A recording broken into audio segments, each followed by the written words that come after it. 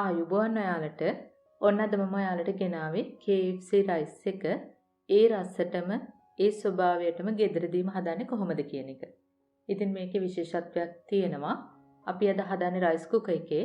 ඉතින් ඔයාලට හරිම ලේසියෙන් ඉක්මනට මේක හදා ගන්න පුළුවන්.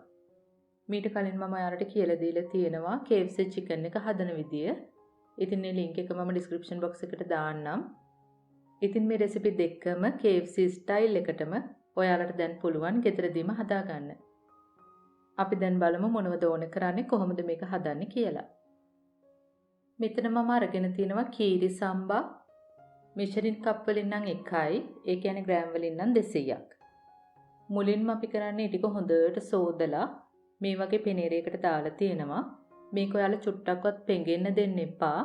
පෙඟුනොත් බත් එකේ ස්වභාවය වෙනස් වෙනවා. මම දැන් මේ පෑන් එකට එකතු කරනවා තෙල් මේස හැන්දක් හෝ දෙකක්.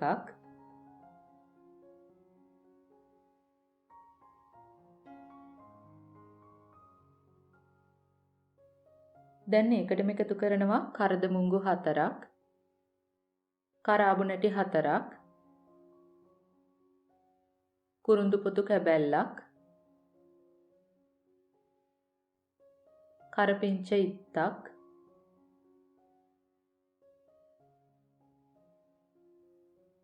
සූදුරු තේ හැඳි කාලක්, සුදුලුණු චොප් කරගෙන මේස හැඳි එකක්. අපි දැන් සුදුලුණු සුවඳ එනතුරු හොඳට බෙද ගන්න ඕන.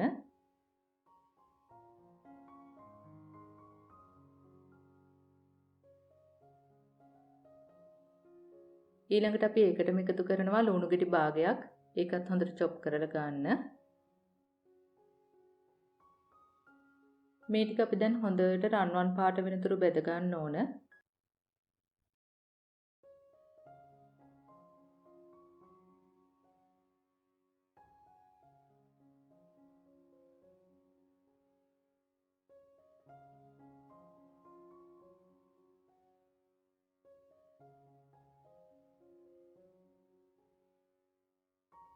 මෙන්න මේ වගේ ලස්සන රන්වන් පාටට ආවම එකට අපි එකතු කරන්න ඕන chili sauce මේස හැන්දක් නැත්නම් මේස හැන්ද එකමාරක් විතර.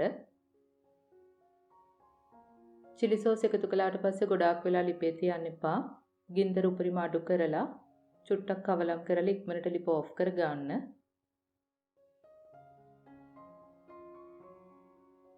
දැන් ඒකටම මම එකතු කරනවා chicken තඹපු වතුර කෝප භාගයකුයි සාමාන්‍ය වතුර කෝප්පයකුයි. ඔයාලා සාමාන්‍යයෙන් රයිස් කුකර් එකේ බත හදනකොට දාන වතුර ප්‍රමාණය දාන්න. මම හාල් මෙෂරින් කප් එකට වතුර මෙෂරින් කප් එකමාරක් විදිහට තමයි ගන්නෙ. දැන් මම ඒකටම එකතු කරනවා ලුණු කුඩු තේ හැඳි එකක්, කහ කුඩු තේ හැඳි 8න් එකක්, ගම්මිරිස් කුඩු තේ හැඳි 8න් එකක්.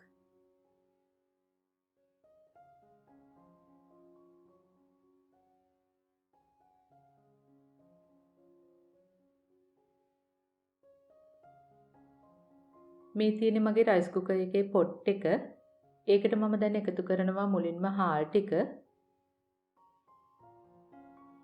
දැන් ඔයාලට පේනවනේ හාල් ටික පෙනේරයට දාලා තිබුණ නිසා දැන් මේකේ තෙත හොඳටම හිඳිලා වගේ තියෙන්නේ. ඒකට මම කලින් හදාගත්ත මිශ්‍රණය එකතු කරනවා.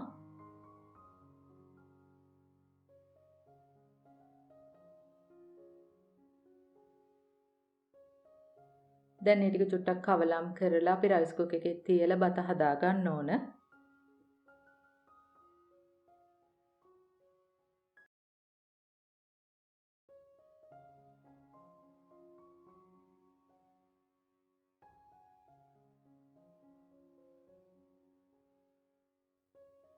දැන් මෙන්න මේ විදිහට තමයි අපේ බත් එක තියෙන්නේ.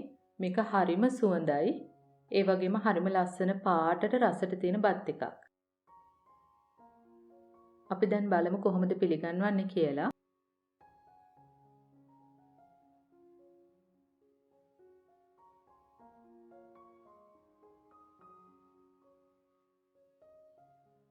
මේ ප්‍රමාණය සාමාන්‍යයෙන් දෙන්නෙකුට තුන් දෙනෙකුට වගේ සෑහෙනවා. ඔයාලා දැන් එක හාල් කෝපයක් ගත්තම ඒ කෝපෙම 3ක් විතර බත් එක හැදෙනවා. ඉතින් ඒක නිසා ඒ අනුව ඔයාලගේ ගෙදර ඉන්න සමාජිකයින් ප්‍රමාණය අනුව ඕන කරන හාල් ප්‍රමාණය අඩු වැඩි කරලා හදා ගන්න පුළුවන්. මම දැන් මේක සරසන්න බෙදපු ලුණු චුට්ටක් උඩින් දානවා. දැන් අපේ බත් එක මෙන්න මේ වගේ තමයි තියෙන්නේ. හරිම ලස්සන පාටට බත්තට වෙන තරමට මේ වගේ තියෙනවා.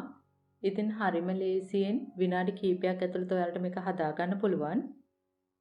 අමුත් එක්කෙන වෙලාවකදී වුණත් ඔයාලට හදලා මේක සංග්‍රහ කරන්න පුළුවන්. විශේෂ අවස්ථාවලදී අනිවාර්යයෙන්ම ගෙදරදීම හදන්නත් පුළුවන්. ඉතින් ඔයාලත් හදලා බලන්න. අමතක කරන්නේ නැතිව මම කියලා දුන්න KFC ස්ටයිල් චිකන් එකත් අනිවාර්යයෙන්ම හදන්න.